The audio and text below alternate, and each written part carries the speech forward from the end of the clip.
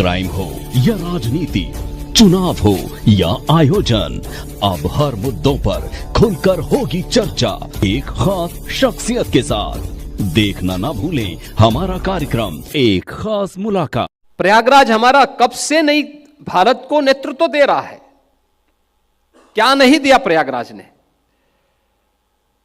भारत की आध्यात्मिक परंपरा का नेतृत्व तो दिया ही, देश की स्वाधीनता आंदोलन में भी बढ़ चढ़ करके भाग लिया। लेकिन आजादी के बाद भी प्रयागराज उपेक्षित था। प्रयागराज से लोगों की विरासत आगे बढ़ी, राजनीति के शिखर तक पहुंची, लेकिन प्रयागराज उपेक्षित रहा। और प्रयागराज का एक सस्टेनेबल डेवलपमेंट का जो प्लान किसी ने तय किया, प्रधानमंत्री मोदी जी की सरकार, मोदी जी के नेतृत्व में ही अब यह संभव हो पाया 2019 में।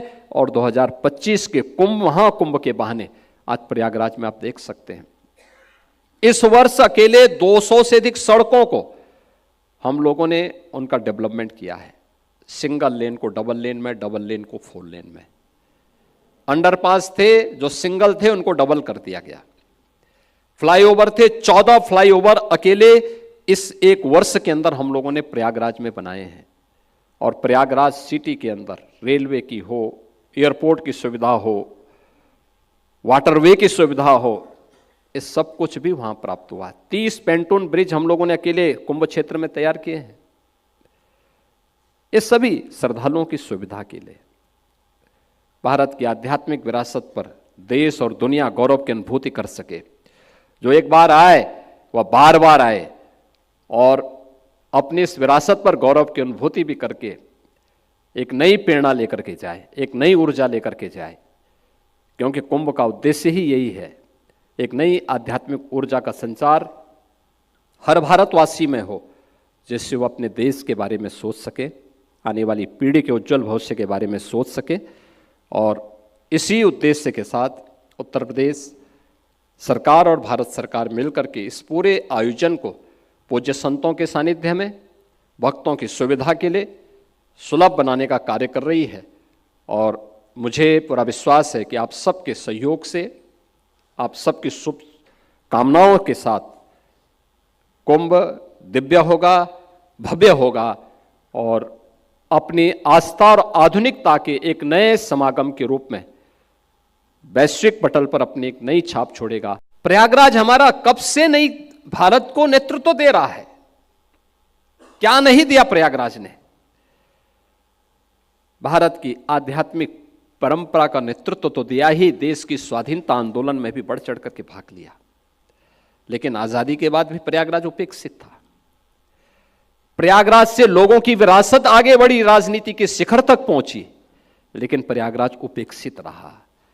और प्रयागराज का एक सस्टेनेबल डेवलपमेंट का जो प्लान किसी ने तय किया, प्रधानमंत्री मोदी जी की सरकार, मोदी जी के नेतृत्व में ही अब यह संभव हो पाया 2019 में। और 2025 के महाकुंभ के बहाने आज प्रयागराज में आप देख सकते हैं, इस वर्ष अकेले 200 से अधिक सड़कों को हम लोगों ने उनका डेवलपमेंट किया है।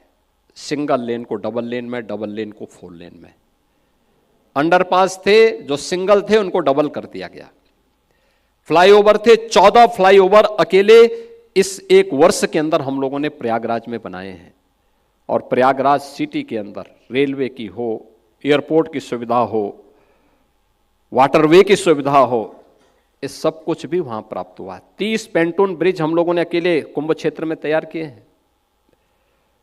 ये सभी श्रद्धालुओं की सुविधा के लिए। भारत की आध्यात्मिक विरासत पर देश और दुनिया गौरव की अनुभूति कर सके। जो एक बार आए वह बार बार आए और अपनी इस विरासत पर गौरव की अनुभूति भी करके एक नई प्रेरणा लेकर के जाए, एक नई ऊर्जा लेकर के जाए। क्योंकि कुंभ का उद्देश्य ही यही है, एक नई आध्यात्मिक ऊर्जा का संचार हर भारतवासी में हो, जिससे वो अपने देश के बारे में सोच सके, आने वाली पीढ़ी के उज्जवल भविष्य के बारे में सोच सके। और इसी उद्देश्य के साथ उत्तर प्रदेश सरकार और भारत सरकार मिलकर के इस पूरे आयोजन को पूज्य संतों के सानिध्य में भक्तों की सुविधा के लिए सुलभ बनाने का कार्य कर रही है। और मुझे पूरा विश्वास है कि आप सबके सहयोग से, आप सबकी शुभ कामनाओं के साथ कुंभ दिव्य होगा, भव्य होगा और अपनी आस्था और आधुनिकता के एक नए समागम के रूप में वैश्विक पटल पर अपनी एक नई छाप छोड़ेगा।